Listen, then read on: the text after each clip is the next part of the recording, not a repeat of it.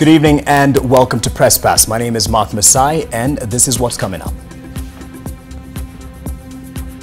This is the handshake that headlined, of course, for very good reason. It took everyone by storm, but are we asking the right questions? It is not a NASA Jubilee government engagement. And here comes the latest communications on what the pact means and what it doesn't mean. Should we leave it at that?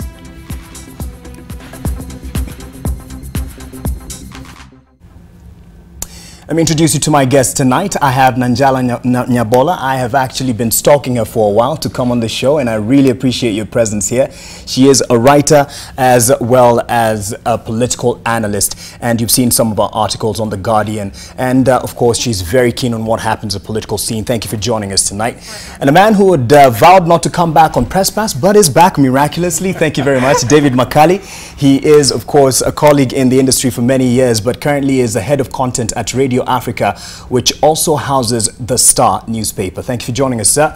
Masharia Gaido, thank you for joining us. He is, some people say, my co-presenter, but thank you very much for coming. After a month, it's actually been a month since you've been here. Masharia Gaido, veteran journalist, of course, you see his columns on the Daily Nation and his comments on what has been going on in the nation. And Patrick Gadara, he is a columnist, a cartoonist, a writer, and yes, he is quite the critic on matters media and how we carry ourselves out, and that is why he's here and to set the record straight on what has been happening as pertains the pact that was made on Friday. And yes, it took everyone by storm, including us.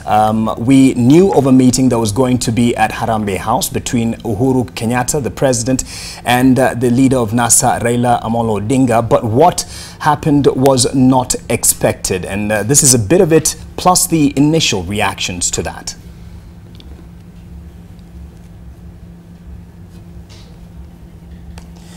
I'm told it's kind of taken a while to play this particular clip, but it is something that you've seen but won't tire seeing because it isn't what many had imagined. It's only been 3 months of a lot of back and forth and misunderstandings, disagreements actually between the two. They've been termed as arch rivals, political arch rivals, but this happened. Let me just, as we prepare the clip, as my director prepares a clip, did you see this coming just across the panel? Well, no, I didn't. I don't think anybody can really seriously say they did. You know, yes. I think it came as a surprise. Right. You know, I wouldn't say a nice one, but it was a surprise. Politicians are never, there's no permanent friend or enemy. So did this come as a surprise to you? I think it was a surprise for all of us. For, anybody who says they saw it coming, I think would be lying. Yes. In hindsight, I would say that, yes, I know that Raila and Uhuru have some mutual respect. And they do keep some back channel of communication. But the kind of rancor that there has been in the post-election period, I did not expect that anything of this was taking place, and I don't think anybody did. Right. Mm-hmm. And just Makali real quick, and then Nanjala too. I agree with Masharia that none of us really, even in the media, saw that coming. Right. There were indications of things happening behind the scenes, but not in the way it climaxed into that, handshake. Would you term this a pleasant surprise? Pleasant, yeah, for the country, I would say yes. Now to sound a pessimist, we love conflict and controversy, but for the country, I think it is a good thing. Yes. Did you receive it as good news when you saw this handshake and, of course, the reactions to it? I think I was ambivalent. I think I remain ambivalent. I think that it's very much a wait-and-see situation. Because mostly it doesn't really do anything for the situation. I mean, it maybe takes the temperature down a little bit at the national level, but for the rest of us, we're still as much in a mess today as we were. And in fact, maybe even a little bit more of a mess if you saw how Mudavadi sort of came out firing yes. after. So I think it might have created more problems than it actually solved. What Mudavadi said is actually in this clip. Let's play it now. It's ready, I believe. As has often been said, an end in itself. It is just a process by which the will of the people is heard, but the national good, the national interest must always prevail over those elections. We are all sailing in this one ship, We must come together to scoop out the water that has been sipping, or we shall capsize. We applaud this move by Honorable Raila Amolo Odinga. And just for the avoidance of doubt, I did actually call him this morning to congratulate him and to say to him that we will definitely support his move for this decision, and we'll encourage it as a political party. Our future cannot be dictated by the forthcoming election. Our future must be dictated by the prosperity, stability of our nation and the well-being of our people. Sasa mambo ya siasa tumefikisha kikomo. Kazi ambayo sasa kwenda mbele tutafanya ni kazi ya kushughulikia mahitaji ya wananchi wa Kenya. I, as Weta and the leader of Fort Kenya and Senate Minority Leader, was not in the know. The two repeatedly invoke their names and personally commit to each other and not to all Kenyans.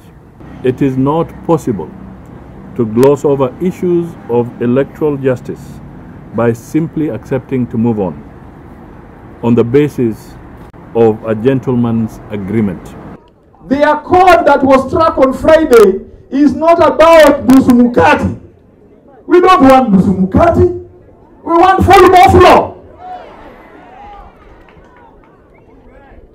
But for anything to start to happen, there must be dialogue, must be a structured dialogue. On that table, there is the question of more than 300 of our people who are killed. On that table, there is the question of inclusivity. That Raila and Uhuru have met is laudable. It breaks the ice. It brings down the impasse that we have been having. And both I and my colleagues in NASA, I'm sure we'll get explanations from Raila why he took the step he took.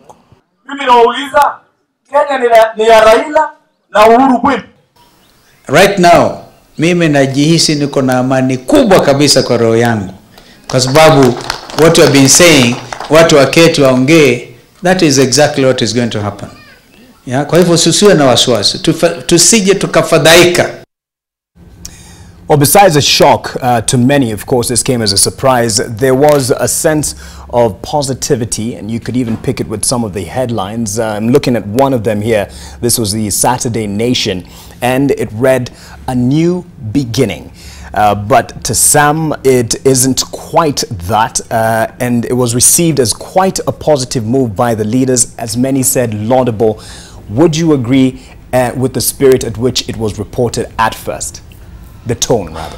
Well, I can understand why people would want to celebrate it, but I personally think that's actually misguided. I think that the problems we have are beyond a meeting between Uhuru and Raila. And actually, if you read the joint statement that they gave out, at the very end, they say that the program they will roll out and implement will be one that will implement their shared objectives, which are the objectives the two of them have agreed on. This is before we've had dialogue, any national discussion. So basically what they're doing is they are circumscribing the talks we can have as a country, the issues we can address as a country. We can only address those issues that they say are okay for us to talk about. Right. And I think that for me it erases everything that people have been fighting for. If you go throughout the entire document, the entire memorandum or joint statement, it's quite shocking, some of the things that it says. From how it traces what our issues are, it boils them down to something called diversity. That's what our problem is. So apparently our problem isn't the state that is stealing from us, isn't the few people who control this colonial state we still have. Right. It is the fact that we ourselves are diverse.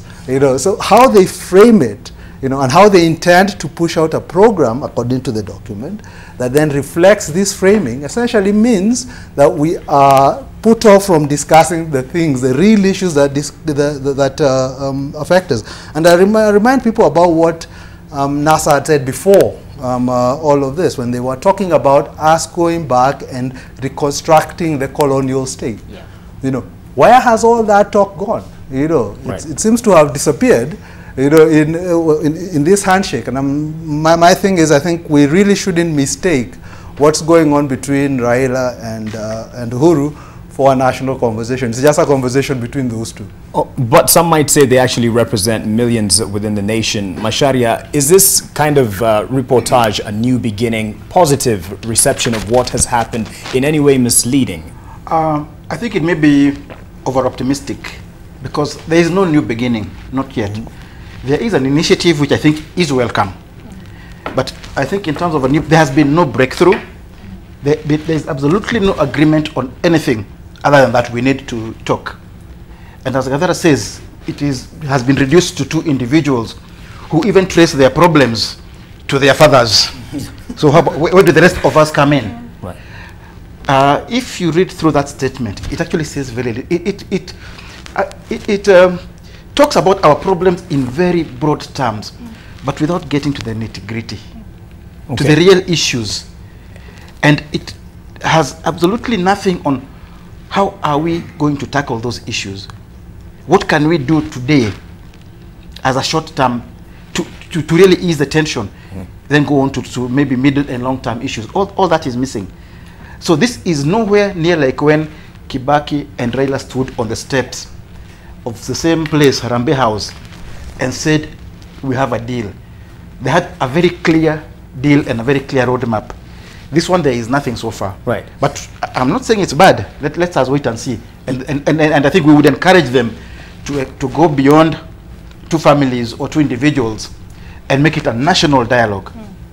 But doesn't it have some significance to see the leaders shake hands? I said, yes, that is very good. It's a very good initiative. And in terms of simply giving hope and, of course, cooling tempers, it is welcome. But we must go to the next step. All right. And in some terms, some might say the media, it's your role to set the agenda. But you were somewhat optimistic because we would be accused of being pessimists or skeptics of what politicians do. Nonetheless, they don't have quite a good track record. But is it in any way our role to embrace this seeming national dialogue? First, I think I agree with Macharia to a certain extent, but you know, we in the media are used to being skeptical about everything, and that is a good thing to do because that then enables you to question things and progress from there to find a depth. But why I applaud and why I think the media was not wrong is because we are in an environment where this country has been starved of reconciliation or goodwill across the political divide for a while. So when that information or that news came out, the media was generally overwhelmed. It was something they went, you know, to grab with you know, compared with somebody who has been thirsty. Yes. And then there is just even a drop of water. You know, we go for it. And that's why you can see Nation went with a new beginning.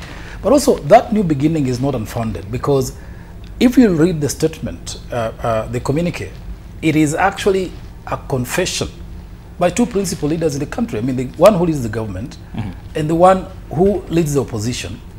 Two of them, you know, tied down to the beginning of our country, 1963, by virtue of their lineage and their families.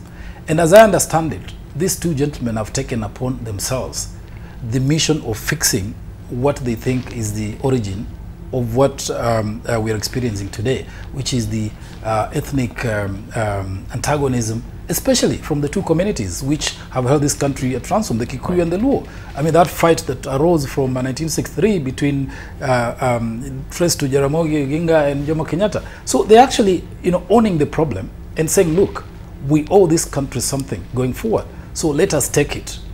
And that's where, you know, the new beginning would seem to have some, you know, some relevance. But, I mean, in terms of our general reporting, obviously, you know, again, we didn't want to pour cold water on the whole thing. Sometimes you give people opportunity to savor the goodness of good news. Right. Before you put the good news and then you come with the negativity. That's how they that's why the media gets accused of being too negative. Right. So we give people the news, you know, consume it, digest it, Yes. then I will bring you the implications of what you've just consumed. And we'll get to the implications, but Nanjala, I don't know if you believe too much in that statement of, you know, let us give them the good news so that they can at least receive it and cool tempers and what have you. But this is a welcome move, anyone would think. Let people enjoy things, huh? I think that it's a fallacy, and I think there's a central fallacy, two central fallacies in this entire discussion that we are glossing over, which will come back to bite us in the rear in the future. Number one, what actually went wrong in 2017? Was it that Raila and Uhuru didn't get along? Or was it that the very institutions that we had constructed post the 2007 contest to rebuild this country after it really was brought to its knees were undermined publicly, visibly, and unabashedly? What was it that went wrong? It wasn't because these two guys didn't get along. It was because we saw the IEBC standing up in court and saying to the Chief Justice, we don't know where these results came from. It was because we saw institutions like the media, in which we had so much faith in, flounder and struggle, and people didn't know where to turn to for some kind of reassurance. What's happening in this country? What's the way forward? It's because we saw, and pictures went viral of people being dragged out of their houses and being beaten by the police officers to death, and then not seeing those images on television. What does that mean for truth and veracity in this country? So what went wrong cannot be reduced into this acrimony between these two people, and therefore the solution to what went wrong can't be found in simply bringing these two people to the table.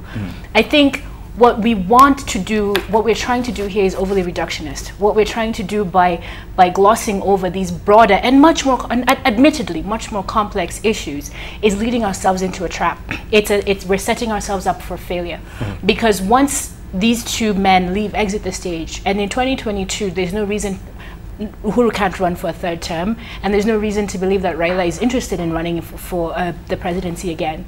We will still have a broken IEBC, a broken constitution, a broken legal framework, a mistrusting public, and very little confidence in the media. So that's why I'm a little bit more skeptical of putting so much stock into this handshake. And the other fallacy that I think is important is this new beginning framework. What that does is that it erases everything that's happened in the last decade. Why do we need a new beginning? Basically, it's like, to use a, well, I'll censor the actual brand, but a soap with Power Foam and now with Power Foam Plus. What's the difference between Power Foam and Power Foam Plus? You know, I mean, this is kind of where we get stuck. We're obfuscating from the real complex underlying issues that are challenging this country. And I would push back on this Luo Kikuyu sort of reductionist argument, because there are 44 ethnic groups in this country. And the vast majority of people, if you look at that map that went viral, that ICJ map of how people voted in October, didn't vote, as it were. The vast majority of Kenyans didn't show up. And I would venture to say that a lot of them didn't stay home because of Uhuru or Raila. They stayed home because they don't feel like they're part of this conversation anymore. Nobody is telling the stories of Kenyans who are outside that sort of... We've reduced our politics to this particular contest, and we lose sight of the fact that the vast majority of Kenyans are neither Kikuyu nor Luo. That is true, but even in one article that you wrote, you said a lot was sorted, especially within the Rift Valley, the rift between the Kikuyu and the Kalenjin, when there was a pact between Ruto and Uhuru. So it's not necessarily just reducing Kenya to two tribes, but it is a reality of politics. Yeah, but the problem is that when you look for solutions in two individuals or two tribes, you miss the bigger picture and the bigger problem.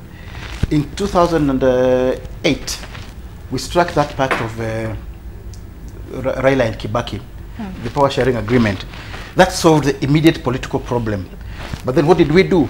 We swept everything else under the carpet. The long-term problems which cause political conflict and social conflict and economic injustices, we swept them under the carpet. The Raila and Kibaki sharing power, that's good enough. We went through the constitutional review mechanism and identified many things which need to be fixed. There were other things which needed to be fixed, which we identified out of the Kriegler Commission, the post-election violence, the truth, justice, and reconciliation, the so-called historical injustices. So every time we fix a problem by getting a political accommodation, a power-sharing deal, then we do not address the serious issues. The same thing with that thing called the Jubilee Alliance. It is a pact between Uhuru and Ruto.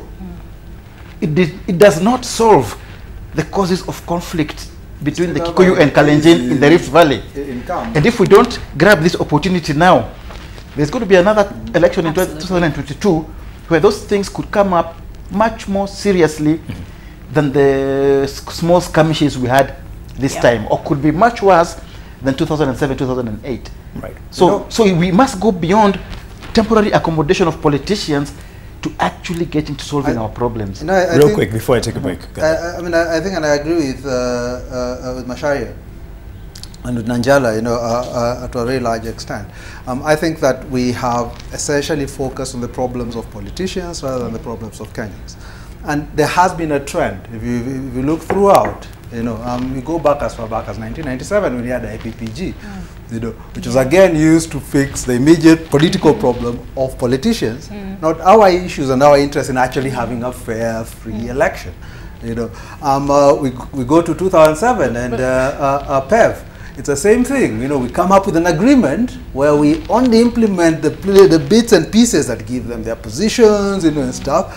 Agenda 4, weka aside. Go to 2016. We are all in hullabaloo about IBC. Change a few faces, do a few things here. Do we actually fix the electoral system? No. No, we don't. And then we act surprised in 2017 that we are in flux.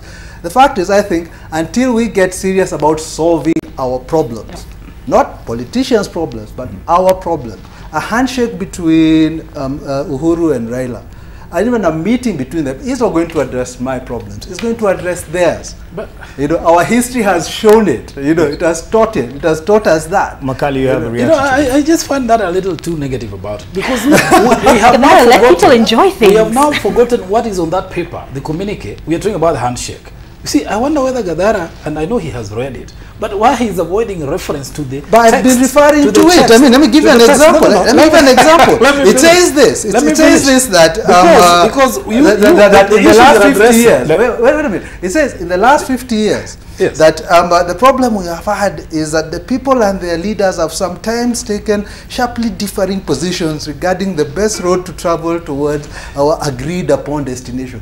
That is how they are describing the fact that the leaders have been stealing from the people, have been oppressing the people, is that we're having a disagreement about this agreed upon road. But there's something Come on, get serious. That's not our problem. Makali, go ahead with your point. I'm trying to point out something to Gadara, that if we focus too much on the gesture, the handshake is just an expression of concurrence, of peace, of truce. Yes. Beyond that, these gentlemen have said, look, there is, first of all, that handshake was accompanied by a communique specifying the areas that are going to be then implemented or broken down into specifics. And there is a clear 9-point agenda there, addressing ethnicity, institutions that don't work, making sure that everybody will then in future be served by any institution regardless of where you come from. I mean, a whole slew of things. And that is not the document that is final. They've said that, we're setting up a secretariat that is going to now then develop the agenda that we are going to implement. I mean, why don't we take it from there instead of jumping the gap? No. If I may. This is only about these two individuals. In fact, it actually says, in their own document, it says that the secretariat to speak about will implement their shared objectives. Those two, their shared objectives. If I may yeah, because I need to take a break. Nanjala. There's a concept in physics, in chemistry called entropy, whereby when energy is introduced into a system and it's unable to convert it into something else, there's a level of chaos that's been introduced in the system, and it becomes less predictable. It becomes more difficult to predict how a particular compound will behave. What this handshake, what this communique has done is that it has introduced a level of entropy in the Kenyan political scene that neither one of these two people is going to either live with the consequences and is going to have to, it's not going to affect them. So they can have their communique and they can have their handshake. But as I said before, ultimately, the two of them are setting themselves up to exit the political scene. But what have they done in the process? Who was at that meeting? William Ruto's office is around the corner from Harambee House. Where was he? we have all the other deputies of the NASA didn't know coalition it was happening. didn't know that it was happening. Yeah. What does that say to them? It says you're not part of this process. This is elite consensus. What it is it elite consensus at the highest level in the country, to the exclusion of other people, of their deputies. And what that does is introduces a level of entropy, because now everybody's playing for second place. There's a measure of, okay, wait, where do I fit into this conversation? It raises the stakes in 2022 in a way that we haven't seen before, and that to me is the big concern for me, is that even with the communiques talking about their shared objectives and this elite consensus at this level, it's not necessarily setting a path forward for people who will have to live with the consequences of what has happened. Okay, and we'll get to the implications, gentlemen, you'll allow me, and lady, because I need to take a quick break. My director, I think, gave up on me a while back, but I'll take a quick break. I'll be back shortly. Here, Hussein Salat Fly, you say, though the handshake, let me just get that, though the handshake between Honorable Raila and Honorable Uhuru is good, but Kenyans need long-time solutions to solve our problems, otherwise it will be of no use. Raymond Matata, you say, will the handshake solve corruption, unemployment, injustice? No. This is just stomach politics. The national conversation is not about Raila and Uhuru. Yes, just before we took a break, there was somewhat a disagreement on what this means. But Macharia, you had a point that was coming up, because Makali says it shouldn't be that negative. We should at least give it hope and see it for the good intention that it is. In that regard, I agree with Makali. Well, it is our function to be skeptical, yes, and to ask the hard questions all the time, and not always to gloss over things. And what I would say is this: yes, there are many issues which were not answered by this handshake, and even by that communique. Although it did go some way, if you read it carefully, to trying to at least acknowledge some of the problems we have which need to be addressed.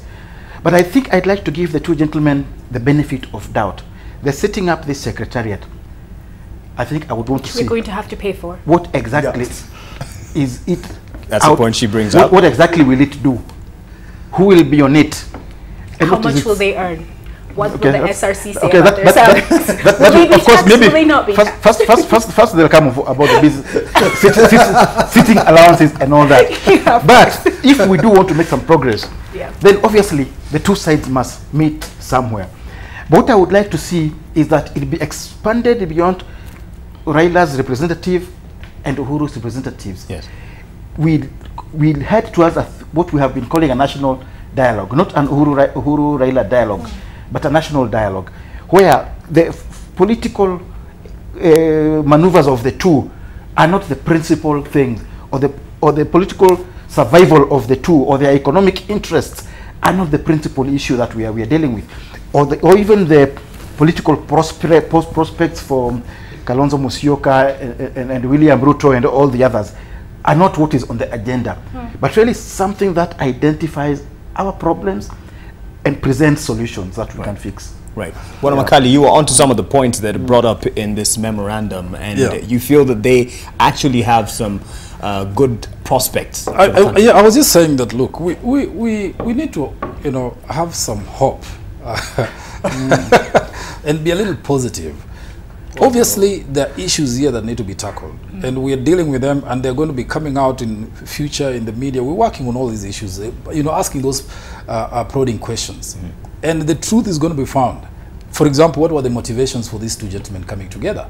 Who initiated what? And there is a lot of stuff out there that we're not even reporting about, because sometimes maybe it's not nice to report about some of those things, because there are things which happen in the dark that produce light. We don't know. That produce light. That's a good question. We don't know. Yes. Because, and somebody will tell you, for example, there are those who think it was great that the other gentlemen, were not there. The deputy president, the NASA core principals were not involved, because maybe this would never have happened. So there is every side to anything that happens. And there are those who are celebrating the fact that they were kept out because maybe Raila and Uhuru are prisoners of these political forces. So they've broken out. We should say, oh, finally, the two protagonists, they're the ones who ran for president principally. Let's give it to them. So when they say, look, let's put our fights aside let's come and meet, let's have a discussion, let's set the framework. They have not closed the door. They've only said, to the extent that they are discussing, this is how we can proceed. Maybe when the committee is set up, then we can begin to say, but now this committee is just made up of their business partners. You know, then we can begin to ask questions. Or maybe say, no, this is not going anywhere because of this and that. And then we can say, now, let's include the other people.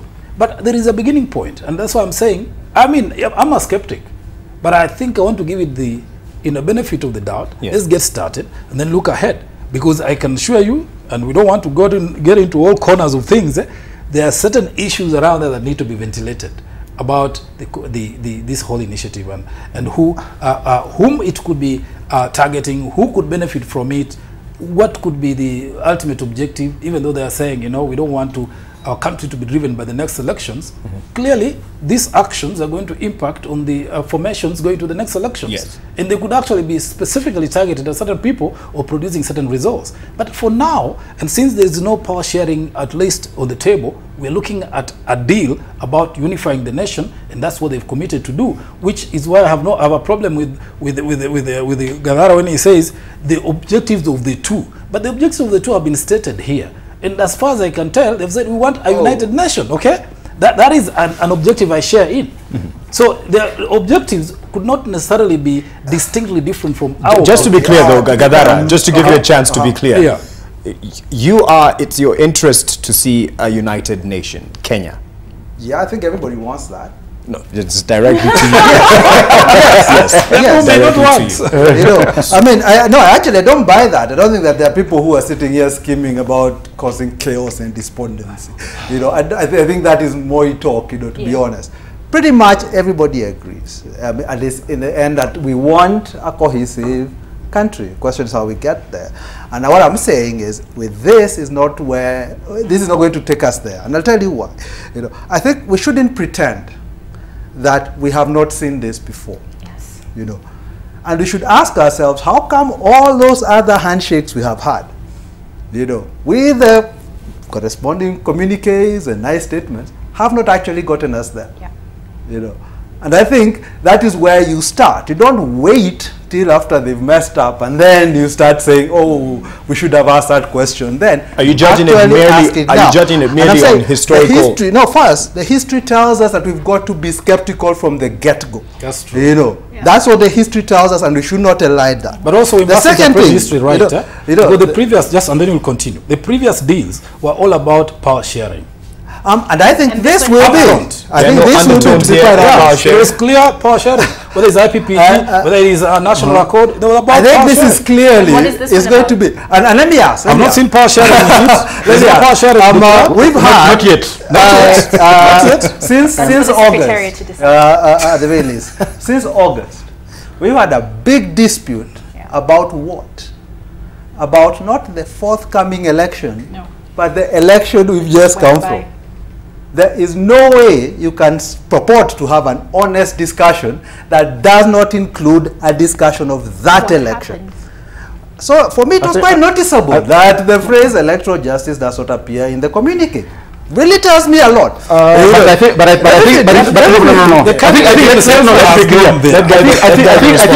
think the document just talk about electoral conflicts. Whether the term electoral justice is used is neither here nor there. Actually, even if you notice, what is it? Was it Watangula's statement that you played over here? And he picked up on that as well. You know, that's a fact. You know, and when, as you're saying, that they're not talking about now power sharing, seems to me again you're suggesting, well, the past is now prologue. Let's forget about that. We are moving forward. But he does bring up the issue of the context. So I think we have to be very careful. And just before Nanjala speaks, I think we've got to be very careful about the basics, the foundation that is being laid. And I think we are running a real risk of these two people being the ones who decide the parameters of our discussion, you know, of what will be a national discussion. They are the ones who will appoint these, secretariat or whatever. They sit down, they say it's their shared objectives. Yes, Read the community. Let me jump in on this point. Let me jump in on this point, because I think it ties into what Gadara is saying, and it ties into what I said before about the fallacies on which we are operating. And the other fallacy on which we are operating is that Kenya was divided along the middle, that there is one half of the people who are pro-Raila and another half of people who are pro-Uhuru. The reality is that there is a significant percentage of this country that does not support either candidate, that what they are interested in is a country that works. And for some of these people, the vision might have been that maybe Raila could be a vehicle for certain beliefs or certain achievements, and maybe Uhuru could have been a vehicle for their political objectives. But for many of these people, there's been a slow realization, and I say this with confidence because look at the difference between August, the turnout in August 79%, and the turnout in October 38%. That means more than half of the people who voted in August did not vote again in October. They looked at it and said, this fight has nothing to do with me. I'm better off staying home. What we want to avoid is a situation whereby these two people get into a room, chart the course of this country, the future of this country, to the exclusion of the very many people who looked at the mess in October and said, this has nothing to do with me. Because you want those people to be at the table. You want those people to be included in the conversation. We're setting ourselves up for a situation whereby more than half of the people who are eligible to vote in this country, and it will be more than half, because every year, I think it's like 1 or 2 million Kenyans turn 18 and become eligible to vote. They will look at the situation and say, this Kenya of yours has nothing to do with me. Why should I get up in the morning and stand in line and vote for these people? This thing is much bigger than these two people. We should not be giving them the reins. We should not be giving them the opportunity to determine the course of this action. It doesn't matter how many people they put in their secretariat. As long as they're the ones who are setting the agenda-setting power, it's a problem. It's not a national discourse. It's a dialogue between these two people. I think we also have a role as a media to play an agenda-setting role on this one. We all agree that there is need for national dialogue. We all agree that there are many problems that we need to discuss.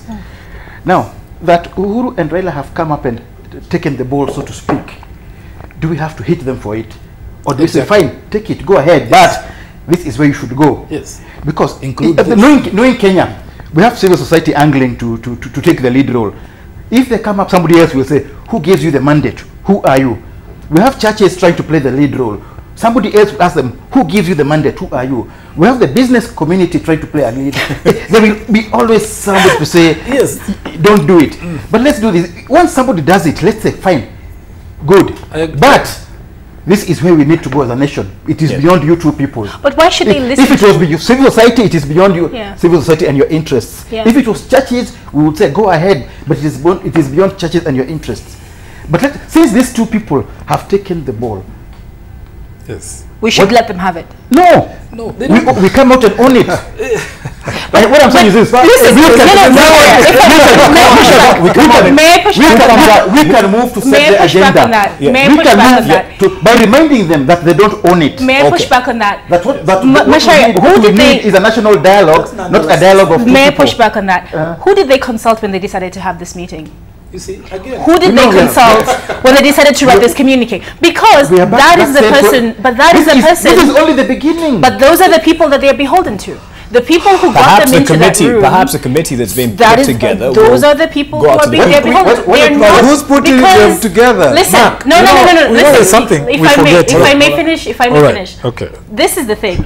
The only point at which the general public has the power and the ability to keep elected officials or unelected representatives accountable is at the ballot. That's the only opportunity that we have at the ballot, and we can try and shape the agenda and we can try and push the agenda. But that is that's where citizens, if I may, what you're saying is that we will never do anything. Let me finish. No, that's not what I'm saying. That's not what I'm saying. I'm saying that the moment in which we had to shape the agenda, in which our power as voters and citizens was most concentrated, was in August, and everything that has gone wrong since then has undermined that power. The fact that these guys were able to get into a room and surprise us all, because we all agreed at the beginning that none of us saw this coming, means that they're on a journey and we are spectators. We might get invited to come along to a couple of photo ops along the way, but ultimately we are because otherwise you're saying we're going to set the agenda and we're going to how? Let me ask on behalf of Mark. So how should this have happened? How else should it have happened? You know, honestly, it should have been convened by the third pillars that you're talking about. By who? The civil society. You see, again, it's about ownership. Churches. No, actually, by the way,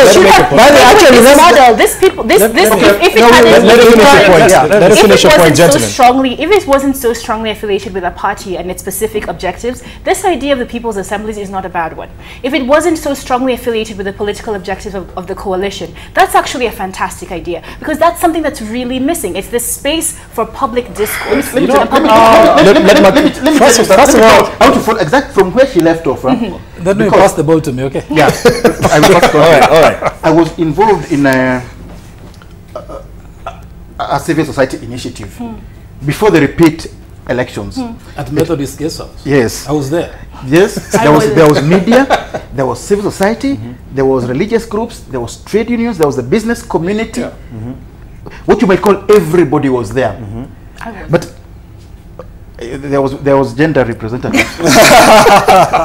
Okay, for some reason it didn't work out, and the idea at that time was to what can we do to stop this disputed repeat election, so that it is held in an atmosphere where the rules of the game are clear and both sides agree with the rules.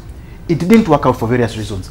Okay, we agreed to reconvene then after the elections.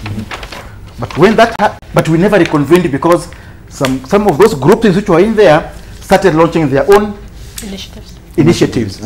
We had civil society which was taking let me put it, some large segments of civil society were operating as NASA. Your point being the more forces, the more the merkier. Some churches and business communities were operating as Jubilee surrogates. So everything came to a standstill. Obviously, some of us just pulled out.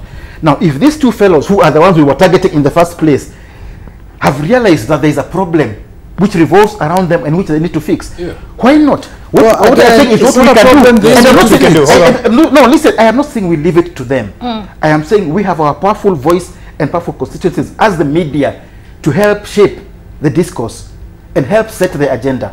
All right. The problem is this, Mark, and I was listening very carefully to Nanjala here. It is about ownership of the agenda. That's what I'm seeing here, people talking about. Because regardless, even if it's you who starts that thing, somebody else is going to question, who are you? So if Raila and Uhuru started, why don't we say they have started? Let's see what we can do to modify it or to make it better. Because after all, if they did nothing, nothing would have happened. And we've been around all of us. Actually, no. And this is where I disagree. Hold on, let him finish the because, I mean, Gadara and David Makali and Francis have been around. They have not done anything about the situation. The tension has persisted. The principal combatants, if I may, or protagonists in this political fight are Raila and Uhuru. Without anybody going there and being the broker and trying therefore to even own the agenda and saying who initiated it, they have done it to themselves exclusively. Shouldn't we say, okay, fine, now then they are not surrounded by anybody who will try to own and influence because they have been motivated by something superior than political machinations and affiliations, and they've got an initiative that is on the table. Why, when I listen to her speaking, it's all about who came up with it. Yeah. This is all about them. But they have not said this is our agenda. They've said this is the agenda we have committed. Wait. Yeah. Because you must have something anyway. Anyone who saw something must have a vision for starting it. Yeah. So we can't condemn them for having an initiative. They have said our agenda is national. And you know, you must take it also, who are they? Who is speaking? This is the president of the country speaking. The president of the country ought to carry the aspirations and the ambitions of the rest of the people. I think he always does this. Should. I'm using the words carried. The other one is a opposition leader. He should. And if the two of them have said our interests converge, we voted for these people. Now we don't want to follow them anymore. We want to say, no, this is their agenda. Let these people lead us. Yes. You know, I mean, it's ridiculous. I really do think that we're missing the underlying issue that for the vast majority, and I venture to say vast majority just based on the shift in numbers between August and October and everything that's happened since, the vast majority of people are not in this for Uhuru versus Raila. The vast majority of people are concerned that they were sold a sham election or an election that was so riddled with problems that they're not able to believe in the institutions that are supposed to deliver, are supposed to midwife a free, fair, credible, transparent, etc. election to them. This is the bigger problem that we have here. Whether Raila and Uhuru fight until their cows come home doesn't change the fact that in 2022 we're going into a highly contested election in which people don't believe in the IEBC. And why do I say people don't believe in the IEBC? What happened when the results came out? There was parallel tallying across by in various different forms. There was a lot of skepticism and cynicism, and even the Commission itself could not stand in court and defend the decision that it delivered in August. We have much bigger problems than whether Raila or Uhuru are getting along or not getting along. And we could take it, they say that at least is the unofficial Kenyan national motto. In our national spirit of peace, love and unity, Harambe and at least. But the reality is we have to raise the standard for how we, for what we think is acceptable political behavior in this country. If we don't raise the standard and quickly, if we don't stop accepting mediocrity and quickly, we're going to end up with a half-cooked election that's going to present 2007 is going to look like a breeze. Unfortunately, she speaks as if elections are not part of the agenda they have laid out. If you look at that document, at point E, they talk about divisive elections and how they have failed us since independence. Yes. We want to cure these issues. So those issues are addressed, but we want to go back to August. Yet the people who fought up it's interesting that we talk of divisive elections, and actually lots of our electoral problems, at least the violence that accompanies lots of our electoral problems, has really been manifest since '92. And the biggest problem with them was the credibility of the presidential election. And that has been our biggest issue. I don't think we can run away from that. No. I don't think that I agree with you. But please, I have given you your time. I gave you your time. This is a credible panel. So, I mean, I think for us to say divisive elections, as if these divisions happen simply because we have elections, is to fudge the story a little bit. The fact is, lots of these elections are not carried out in a credible manner, and the presidential election specifically, and lots of the violence that we have is associated with that. The reason why we brought in Kriegler, to look at our elections and to give us everything that we should do to make them more credible, was we recognized that, and then we refused to implement what Kriegler told us. And then we sat back in 2013, we told guys, accept and move on. 2016 comes, we have a quick fudge. And then we have another election that is clearly riddled with problems. Now, my thing is, we have to get serious. Either we are resolving problems or we are not. And the second thing I'm going to say is this, is we cannot simply assume that we are hostage to Raila and Uhuru, that if they didn't sit down together and shake hands, that we wouldn't. There were already people, as you have mentioned, and I think if you look through the thingy process, the People's Assembly's process, and in other fora where people were trying to get together. And I think if you look at our history, it's not always been the state that is dictating the pace at which we go. In fact, when you look at the constitutional review process as an example, it did not start with the state. So the idea that we are somehow chained to them, that it is them who've got to get together, and if they don't somehow, the rest of us will do nothing. The fact you're misrepresenting that for me, I don't buy. Before I take another break, clarify your point, sir. Okay, nowhere did I say that we have to be tied to let the state take the lead. Yeah. Okay. What I said is that anybody else could take the lead, but we have not. If they beat us to it, must we then start whining and grumbling? I told you about the initiative. I was with you. As I told you, I think there's good reason to be very skeptical about the motive. I am not doubting about that. I am not doubting about the need to be skeptical. Yes. What I am saying is this: if somebody beats us to it and gets there first, why should we then sit and grumble if we have failed to take the lead?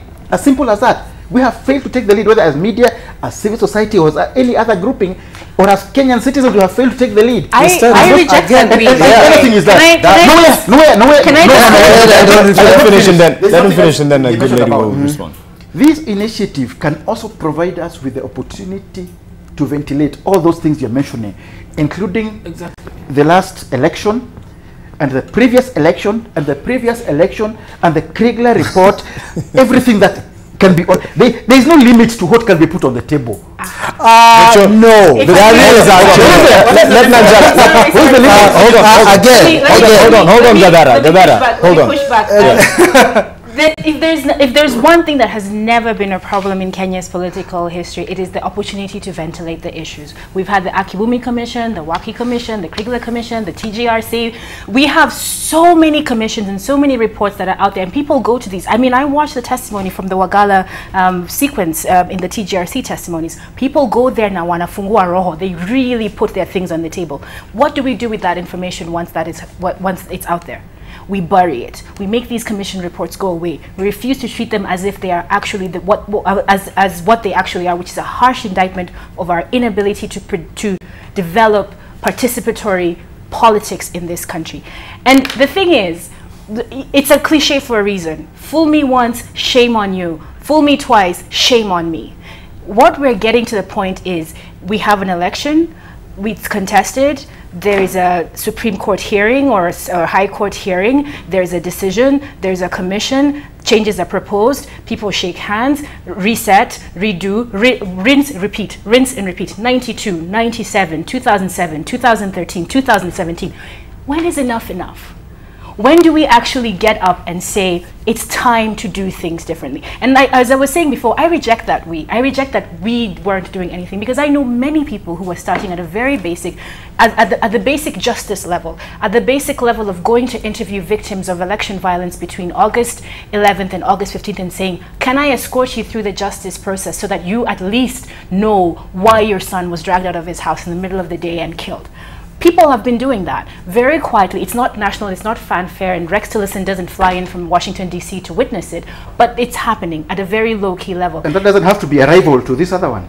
I mean, but it does. No, but the idea that the other one cannot be a panacea. Who says that it must stop because one has started? No, nobody's saying. All I'm saying is that we don't have to accept a half-cooked process in the name of they're the ones who have started it, and we must go along with what they're saying. Rather, what we have to do is say, may I respond to the question?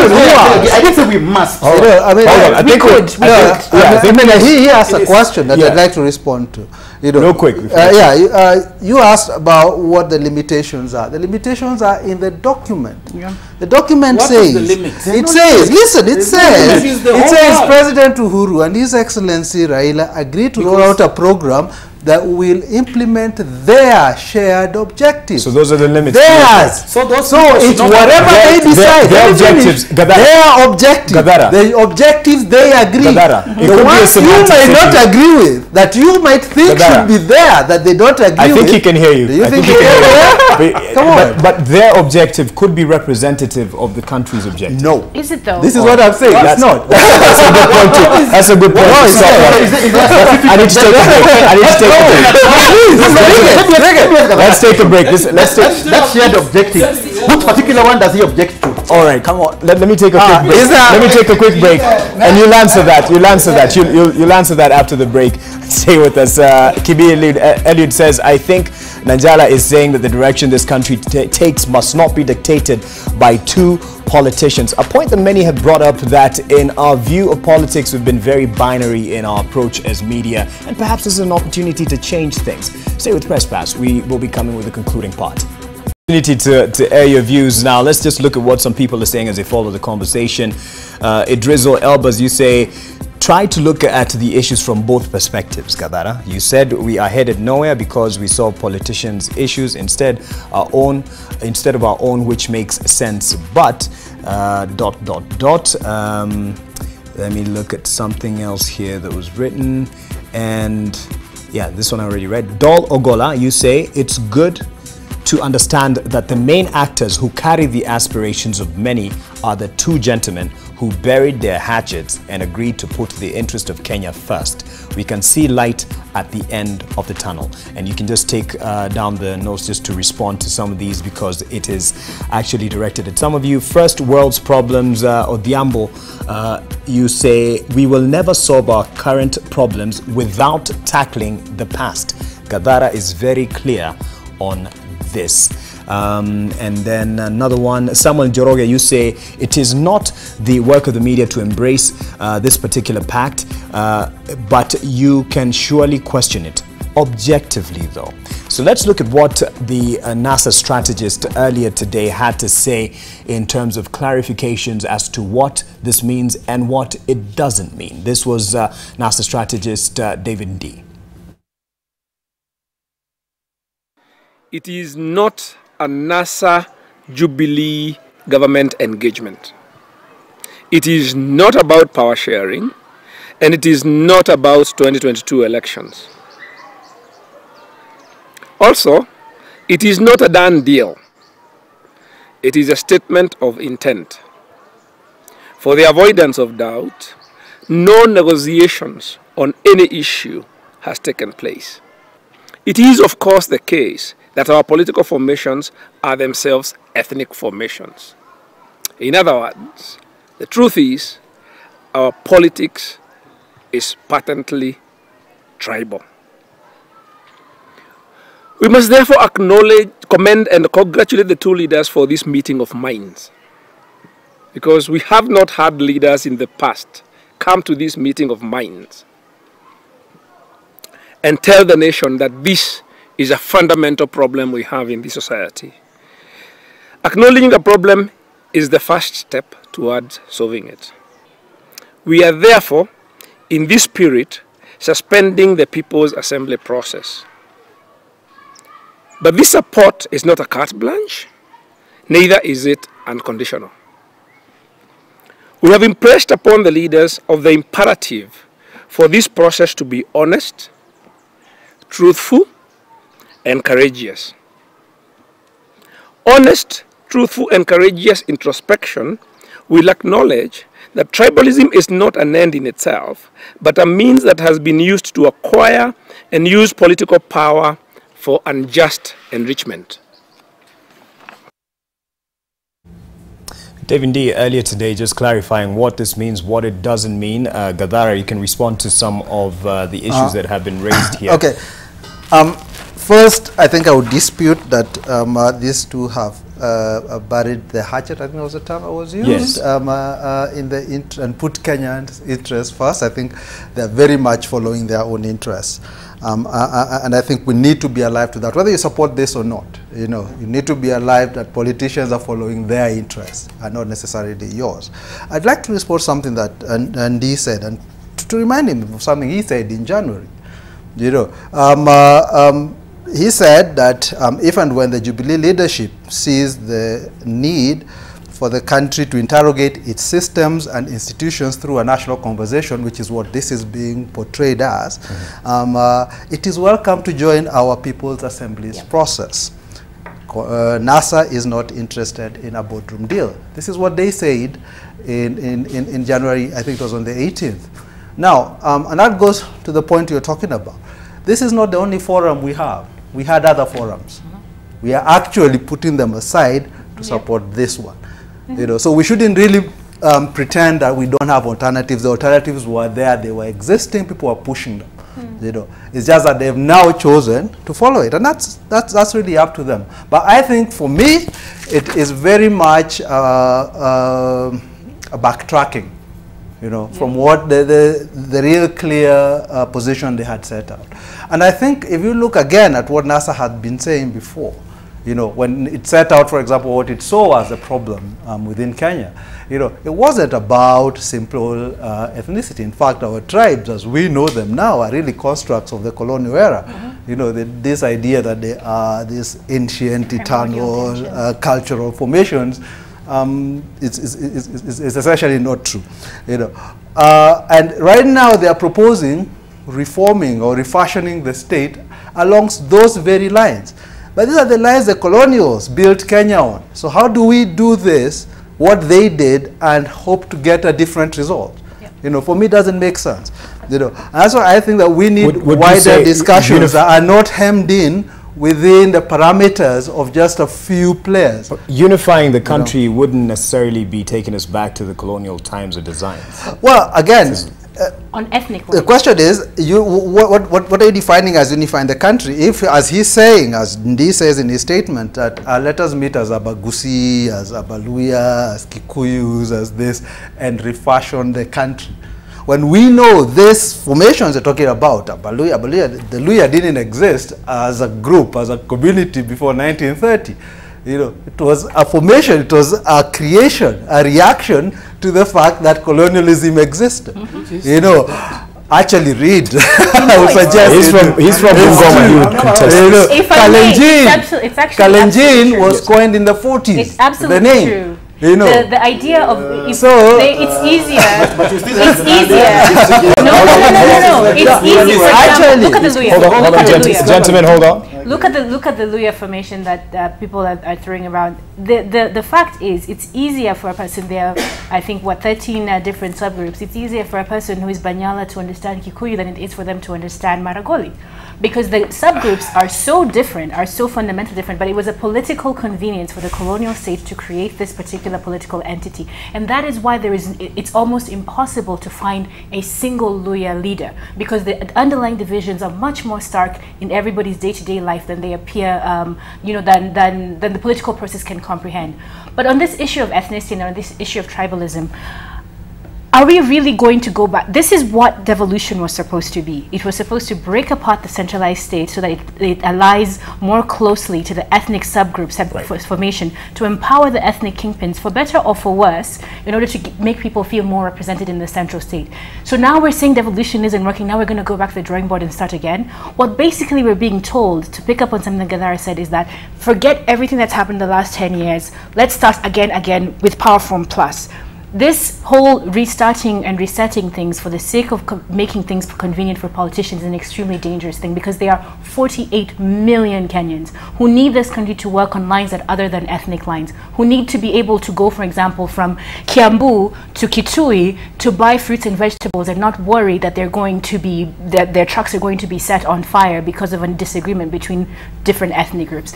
And I also want to point out that the ethnic formations that we're being told are immutable, that it's just who we are. In 2007, and I have to say all of this with a caveat that I hate reifying this narrative of tribalism, because I just don't find it to be a useful political tool. But let's play the game. In 2007, it was, what is it, 42, they were saying 42 versus 1. So it was everybody against the Kikuyu, right? In 2013, we were told it's the Kikuyu Kalenjin, which was the groups that were killing each other in Rift Valley in 2007. Now suddenly they're stuck in this permanent political alliance that has only been formed in the last 5 years. The fact is, if you look back on history, ethnic formations, ethnic alliances are not immutable. They're not permanent. And more importantly, what does ethnicity look like in this country when you are a woman? If I married someone from an ethnic group other than mine, I would lose my ethnic identity. 51% of the population of this country is female. Does that mean that because it matters to 49% of the population that it matters to everybody equally? It doesn't. If you ask people in Turkana, if you ask people in Marsabit, if you ask the Borana, if you ask the Ogiek, if you ask the Samburu, if you ask anybody who has no potential of using their ethnic group to propel themselves to national prominence, ethnicity is a completely different conversation. So to me, I would say that Kenya doesn't have an ethnicity problem. Kenya has a patriarchy problem, and patriarchy in the Gikuyu community, in the Luo community, in the big 5 communities, that needs the ethnic discourse in order to give those big men an excuse to keep this country hostile. And gentlemen, hold on. Just one sentence. Ndi could renounce his ethnicity, you know. So how do you form a country of groups of guys who can renounce their things? It's going to be a tricky conversation to handle this at the ethnicity, but we can't escape it as a nation. And there's something you wanted to dispute here when you touched on the Abaluya, because I believe you're from that region. But in terms of in terms of actually approaching this issue and seeing how practical it is as it is being presented to us, that it is a unifying effort for the whole nation, you can't escape the ethnic groupings that we have and the reality that it has been. And I think that is we should credit the two people, the two gentlemen, for recognizing what is obviously a big issue in this country. Ethnicity is, in fact, Nanjala thinks it's not. I mean, I don't understand whether we live in the same country, because that's what we're yawning about every day, yelling about inclusivity. Who is we, It's an agenda that I hear every day about inclusivity. But who are you talking to? You see, the thing is, you have these men from a very specific political, social, economic background talking to each other, talking about each other, talking around each other, and then saying this is Kenya. But don't they represent? I don't know. No, they don't. When they speak, they don't no. They really don't. And I'll tell you why they don't. And I'll tell you why they don't. I'll give you more evidence. They need more time. Yeah, sorry. And just to give you further evidence, to go back to the feminist conversation, people say, for example, land is the biggest issue in this country, and most of our ethnic groups don't allow women to own land on their own right. In fact, it's been a big fight to get, it was a big fight to get that provision included in the Constitution, the 2010 Constitution. It's been a big fight to protect that provision, and it's been chipped away a great deal by the subsequent conversations. How do you say something is the biggest problem in a country when with this majority of the people in the country are not implicated in that conversation? You see, the thing is, the problem with the way we think about politics, the way we analyze politics, the way we handle politics in this country is that we face power. And power is a small sliver of the national population. We should be facing ordinary people. We should be facing the powerless. And when you face the powerless, the conversation of ethnicity looks completely different. Because if you go to Lodwar right now, right? Lodwar town is being built on the backs, it's a very cosmopolitan town because a lot of the people, the Turkana people, are pastoralist. So it is the sedentary communities, the Gikuyu, the Luos, the Kambas, everybody who have moved to Lodwar town to start businesses, to provide basics, essentials, food, whatever, to the Turkana people. Right? When you go to Turkana, when you walk around in Lodwar and you talk to those people, they don't care whether the shopkeeper who's selling them that stuff is Gikuyu or not. They care whether they're going to get maize at a fair price this week. But you're saying to me that because at the national level, at the elite level, rich men, and it is rich men, have decided that they're not going to get along because of their ethnic groups in public, but then they're all going to go to Windsor and Muthaiga and go to the smoking room and shake hands. This is called elite theory. That is elite. That's right. Kenya. You made your point now. I think that is a highly elitist theory. I mean, people live and feel the issues of inclusivity, exclusion in this country. It's a fact. That's why we are complaining about tribalism and people using tribalism or the tribe to alienate others from resources, from access to opportunities. It's a thing we live through. And that's why it's part of our national conversation. It cannot be said to be an elite discussion when people leave it down to the grassroots. It is an elite. And I think for me, why in fact my thoughts got scattered along the way, because I listened to her and she took me to academia for a minute. For a bit of, but let me just say this.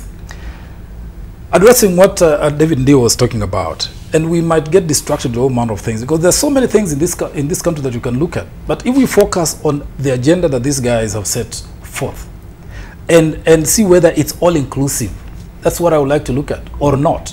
If it is not all inclusive, and I think what they did is they set out the principle, the broad framework. If you read between those the lines, and you read line by line, you'll find that almost everything is touched. Maybe not in a grand way, or in an explicit manner, but that is for now the teams to work out and dissect the problems we're facing as a country and put them on the table. That's why they've said we want the team, a secretariat, to now go and process this document. And I cannot speak for them, but my assumption is they're not going to say this is our staff and we want only to deal with this. No, I mean, things will come on the table, some will pop up, and I'm sure they'll be including broadening, maybe including other people and making it an open, maybe a forum to receive views and so forth. You know, I mean, I listened to Nanjala here speaking about diversity not being an issue, yet we discuss this issue until we put it in the Constitution and say that appointments should reflect the face of Kenya. Where was the origin of that line? Actually, that's an interesting we recognize, and that's what I said. Ethnicity we recognize is not the issue. that we are diverse in many ways. Yes. Whether it's by gender or by tribe, by social status, we are diverse. But ask yourself this: if we have Whether this, it's by region, if it's this diverse and it matters this much, why are we fighting so hard to protect the ethnic formula, whatever, and then we're saying we're not going to protect the gender two things? Let me finish so that let Makali finish and then I can let Machara pick the ball from me. So I am with what David Ndii is saying, that look, nothing has gone out yet. There's no agreement, no negotiation. It's just a document of two people who have been fighting. They've said, yeah, let's forget this fight now. Let's get together, man. And what we need is to save this country. And I take particular note of the statement that let our politics, let our national interest or our country be governed by the forthcoming election. I think there is sufficient ground to show that what we are preoccupied with right now is positioning ourselves for 2022, even before we've set up this government properly. And I think what they're saying is, let's vacate all that stuff. Let's look at what we have as a country before we get into the next political competition and define that competition so that it can address the issues we face since independence. That's how I see it. Right. But we can't escape the fact that the move has some ramifications into 2022. But Macharia, the story is moving to, now there's a secretariat that's been put together, and they will work on this vision that has been laid out by the two. How are we going to pursue this story, or how would you want us to pursue this story? I think it is to look at basically what is being set up, who is setting it up, and what is the mandate, and which are the particular people who are going to be appointed to there. Beyond Raila's reps and Uhuru's reps, there are very many other groupings which deserve a seat at the table. And the same thing I said at the beginning, it must be expanded beyond a dialogue of two people and two families. It must be a national dialogue. The fact that those two gentlemen ran with it, I have no problem with that, because we could also have run with it, but we were slow, or we didn't do anything, or we slept on the job. So that they have taken that responsibility, good for them. Right. But let us keep a very, very critical eye on what is happening. Let us expand this debate. Let us do what it is we have always wanted to do. Okay. We need a national dialogue. We need whatever you might call a national, eventually something leading to a national. And the media can really run with that. A national convention. And that is where we as the media come in, because it is our job to keep everybody on their toes, and also to keep Kenyans informed of what is happening, and provide an opportunity for a bigger debate rather than just people in a closed room. Yes. And you brought up the issue. It might seem trivial to some. I mean, how are they going to be paid? How much are they going to be paid? The secretariat. Some questions that people would want to know. It's not trivial. Didn't the Auditor General tell us last week that we're broke? Or was it the CS of Treasury that the country can't afford anything? I mean, like, the thing is, we can also propose that anybody who sits on that commission or whatever they call it, pays their own way. Pays their own way, or does it as volunteers? Why not? Probably not even have a wallet for like 10 years. But anyway, I doubt you're going to get far with that. No, but if you agree that something must be set up, you cannot not say we must not say that we will not set it up because it will cost. No, Masai, I'm going to push back on two things that you just said. And the first thing, in our concluding remarks, the first thing I'm going to push back on is, you keep saying that they ran with the ball first and we have to go along with it. Because we have to go along. No, I mean, but we should. We could go along with what they're doing because they've taken the mantle and blah blah blah, and we could follow what they're doing because we were slow to get off the starting blocks. Challenge it and run with it. But here's the thing: were we slow to get off the starting blocks, or were we paying attention to the things that mattered? Were we slow to get off the starting blocks, or were we busy counting the dead? Were we slow to get off the starting block, or were we busy trying to figure out what happened in August? Was it that we were slow? So everything must come to a standstill. Yes, until we because 100 people died. We finish counting the dead. Absolutely. We will never finish counting the dead. That's a problem. That's a problem. That is the problem. Nobody. Who says so many people died? Anonymous. Yes, but why? But so many people died. And we need to count the dead, but must everything be suspended while we? Yes. No. Because that can proceed concurrently. No. Because what you're suggesting is basically we're going to fast forward through accountability. Not at all. Because because we're fast forwarding through accountability to get to reconciliation. But you cannot have Masharia. Let me finish. This process of counting the dead. Why is it taking place? Let me finish, Masharia. If you fast forward through accountability towards reconciliation, you're going to have a false reconciliation that is based on flawed premises. The thing is, which is what we've always done. No, Mashari, I'm not misreading you, because what you said, about reconciliation. but that's no. What these men are positing to do, what they've positioned themselves to do, is that they've said the two of us are reconciling, are putting aside our differences because we think it's the best thing for the nation. Yes or no? No more political dissent. No more political dissent.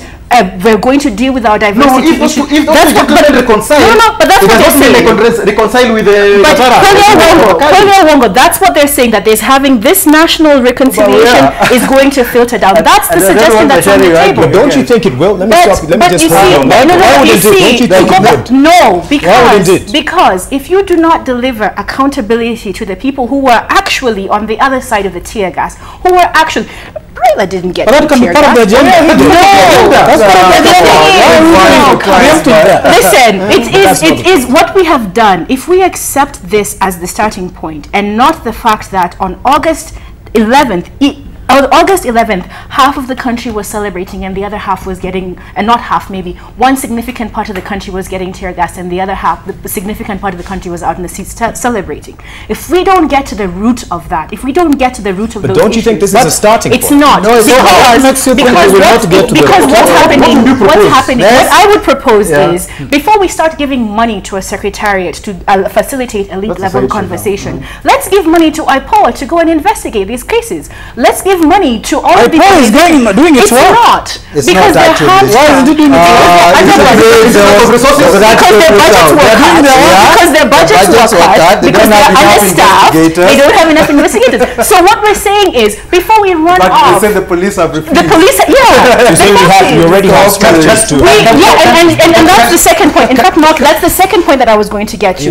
This idea that we have to build a new institution, we have to build institutions. What was the point of holding this country hostage with election fever for a year and a half, to then say that the people who are sitting in the National Assembly, in the county assemblies, do not have the mandate to spearhead a national discourse of reconciliation? What was the point? Why do we pay these people salaries? The whole point of a National Assembly is that it is a representative assembly, that those are the people that we vote for and we elect for, and we say, So we're saying basically, yes, one sentence. So what we're saying basically is we're going to divert resources from existing institutions that are charged with the mandate of leading the country through difficult times to build a new institution to satisfy this new elite consensus. Where is the evidence? Mark, one question. Are we asking this question on a process that hasn't yet begun? Exactly. You know, I'm just surprised at the level of call me a cynic because I love it. Cynicism. Yes. That's the word. I was waiting for cynicism. But you know, because the presumptions that are flowing from her are shocking. Because what has preempted Parliament from doing what it can do? Nothing. They are sitting there. What have they done? What have they done? Tell me. Nobody has stopped them from initiating. Shame on you. Fool me twice. Shame on you. We have seen nobody. this I'm just underlining the fact that we are flying with a lot of assumptions and forgetting to follow and look at critically what is on the table. Because there are ways. Hold on, Gadara, let him finish. Okay. Supposing this committee, and as far as I can tell, by the way, this committee, not even the committee, the two people who are appointed so far, are drawing the terms of reference for the bigger committee that will be set up. That committee may be charged with doing maybe work for 1 month or 2 months. For example, I'm just thinking. And maybe what they generate may end up going to the National Assembly, for example, to give that as an avenue for doing these things. Or it could end up in something else that might be set up to then address these issues. Whatever format it will take, I can't tell. We can contribute thoughts, we can critique, we can raise red flags so that we can make sure the process is on the road. But to come and tear it apart and say scrap and whatnot, and yet we have been sitting, nothing was happening, people are benefiting from that brinkmanship and going on, and nobody has stopped those initiatives which are going on according to Gadara from maturing. They are not maturing, nobody has stopped them. Why can't they continue and marry into this initiative? I think we have. Let me share go. Then we need to get into a concluding remarks. We had all been, I think, in broad agreement that part of the problem is existing structures and institutions. Now, if you are telling me that we don't have to set up this dialogue, already have something, because we can trust the police to investigate themselves, because we can Leave it to which parliament? This parliament, this National Assembly. Sikusema hiyo. You said there is a... Sikusema hiyo. No, you're back on your own. You said very clearly that we have a parliament which is mandated to do that, which is representative. I agree. Oh dear, this parliament of leeches. I'd rather trust Uhuru and Raila than 90% of the people in that parliament. Well, I think if I may, I haven't spoken in a while, so I think... if I may, because we're way past our time. If I may, what you would want to see pursued as this... Okay, now, two things. First, I think we have a choice. We can say, fine, this has been set up and it's there, you know, and it looks like it's gathering some momentum, you know, and so therefore, let's jump on and hold it to account. My point is I'll tell guys, there are two caveats. First, recognize that on the basis on which it is set up is wrong. And you will need to undo that basis, you know, so that it is no longer going to be something that implements a program that Uhuru and Raila have agreed to, you know, so that they are not the ones who should be setting the parameters for it. They are not the ones, I mean, whatever is set up should not be implementing their agreement. Okay. You know, so that if we are to be co-opted into it, then we go in and we take it over and we say, fine, it is to discuss the things that thing with Kenya. The second thing I'll say is, I'll just go slightly back to discussion on tribe. You know, I can't exhaust it here, but lots of what we know today as tribes, you know, did not exist in the manner, in the form they are, in fact, essentially in this fixed sense prior to colonialism. So the colonial construct. Yeah, I would really urge guys, let me finish, I would really urge guys to read up about it. Go to the Elephant, there is an article of course. over there. No, seriously, there is. You know, you're happy. I mean, read other things, you know, read other things, read whatever other guys have written.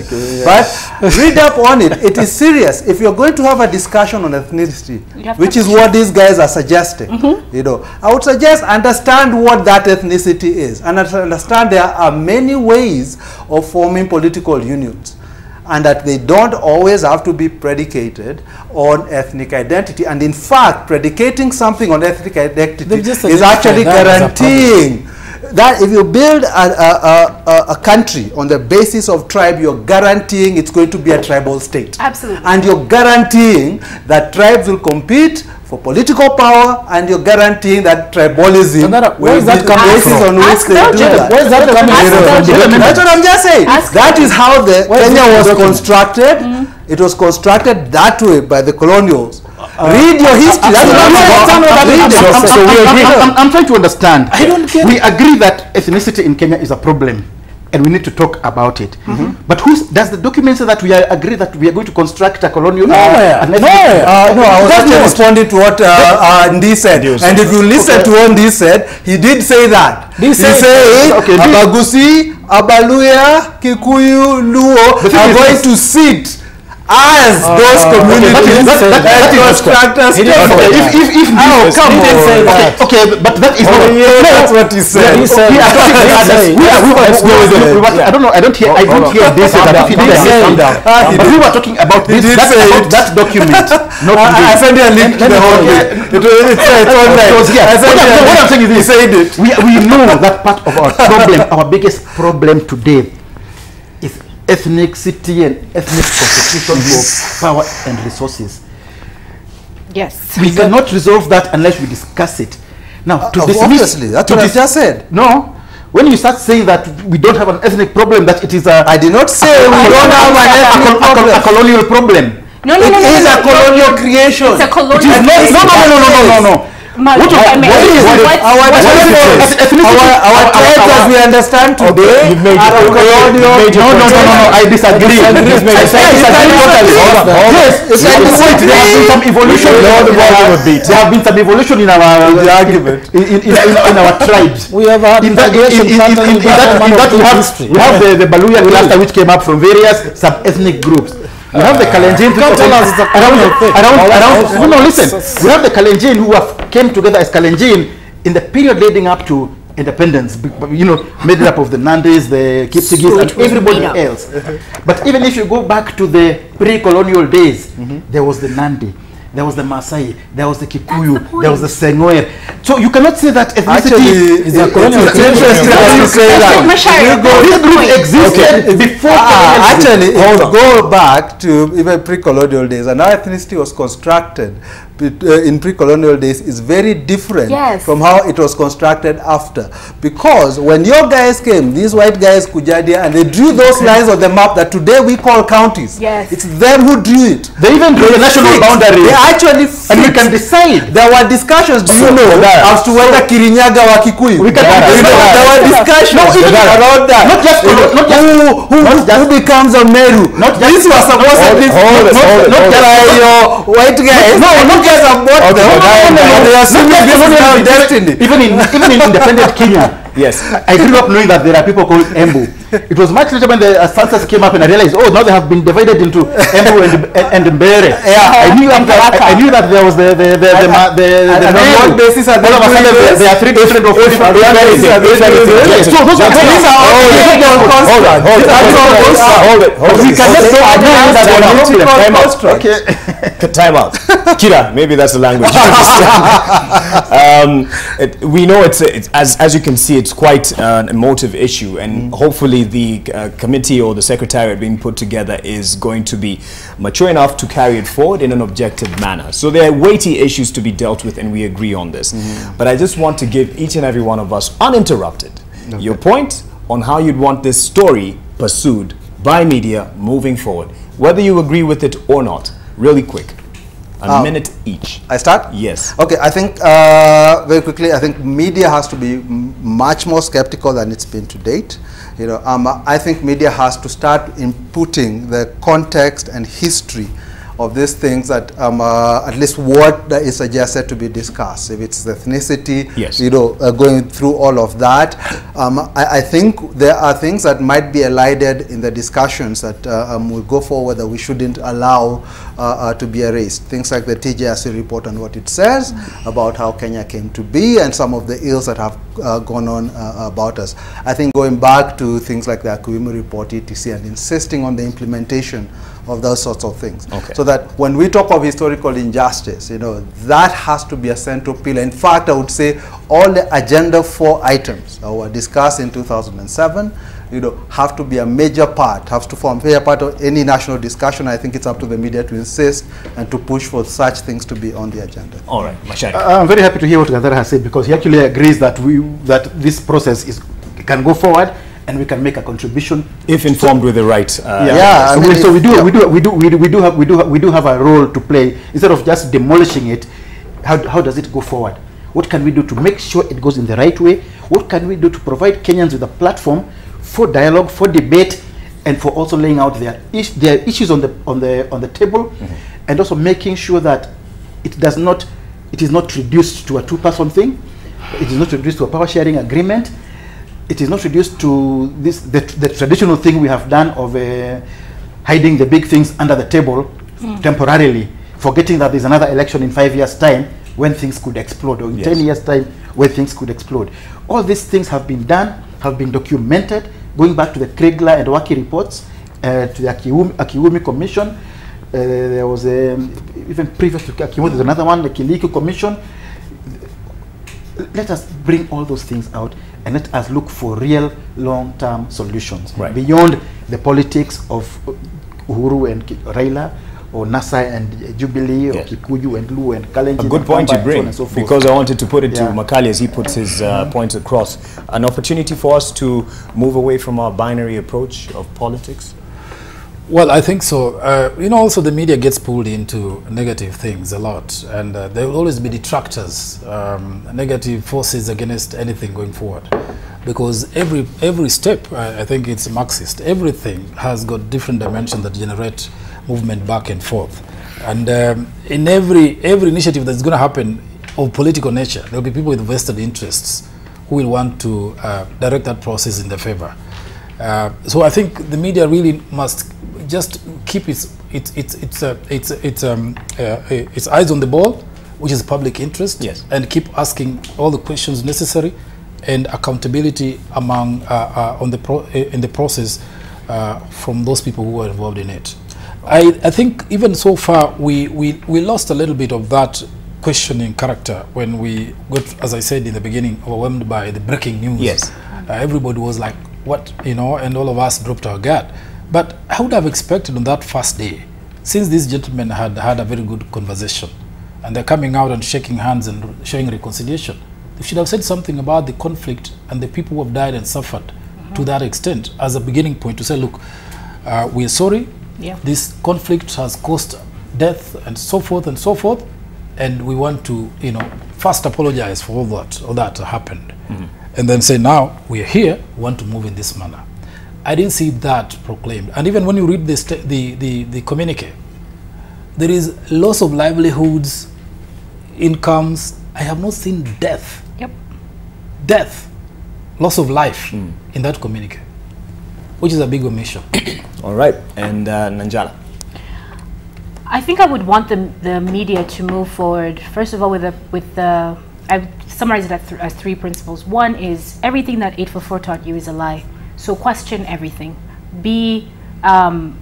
Interrogate all the presumptions that are on the table, even presumptions about what you think you might know about your ethnic background, your political background, your history background. How do people of different backgrounds experience these phenomenon? I think I would want people to be very, very critical and maybe even a little bit cynical, because as I've mentioned in the past, we're seeing a pattern here. Challenge the pattern. And I think the second principle I would say is to be brave and to be worthy of the audience and to be worthy of Kenyans, because I think right now Kenyans are a little bit starved of the media that they feel like they want to have. And I think what I would love to see is more bravery than what we've seen in the last 8 months. And I would love to see more people taking risks. I mean, we've seen it on and off, but really to have that consistency of bravery throughout the coverage, I think is really important. And the third principle that I would put forward is, and I guess it touches on what Gadara was saying, history. Be grounded in context, be grounded in what has gone before. Kenya didn't start in 2007. Kenya didn't start even in 1992. And there's a pattern to this behavior, and the only way you can break a pattern is to identify the pattern and call it by its name. Thank you very much for that. And there are many who agree and even more who disagree with the points that have been made on this panel in this discussion. All, of course, very much appreciated. Ben Moas, I'll just take this as an example. My takeout tonight, a balanced, sober, objective, and informed panel couldn't agree on one darn thing going forward. Shame. Another proof that dialogue, consultations, et al. Are difficult options if we must move on. Ben Moas and the rest who've sent in very honest and candid views as you follow the conversation. Thank you very much. That's why we do what we do, to make our work better, and hopefully people have been watching and this will inform the conversation moving forward. In fact, we've been told tumepayuka sana. It's close to midnight, way past our deadline. Thank you to my colleagues behind the cameras and behind the scenes who you don't get to see but have been standing by making this a success. Thank you to the panelists. Yes, you can visit the elephant.info to get what he was talking about, ethnicity, his articles, and you can expect an article, a column tomorrow. Yes. Oh, wow. Yeah, looking forward to that. But with a political touch. On what we need to tackle. Yes, and David Makali, of course, you can see his work. He is the head of content at The Star and at Radio Africa. Are you more into this right now or overseeing? Overseeing and also writing. All right. And content. Nanjala also, you can see her work on The Guardian. I wonder why we don't see your work. Al Jazeera. Yeah, Al Jazeera. And why we don't see your work on The Daily Nation and them, The Standard and what have you, The Star. Why don't you see my work in The Daily Nation? Well, why not? Well, thank you very much, ladies and gentlemen. Thank you very much, lady and gentlemen, for your time, and ladies and gentlemen, for those who are watching still. My name is Mark Masai. Good night.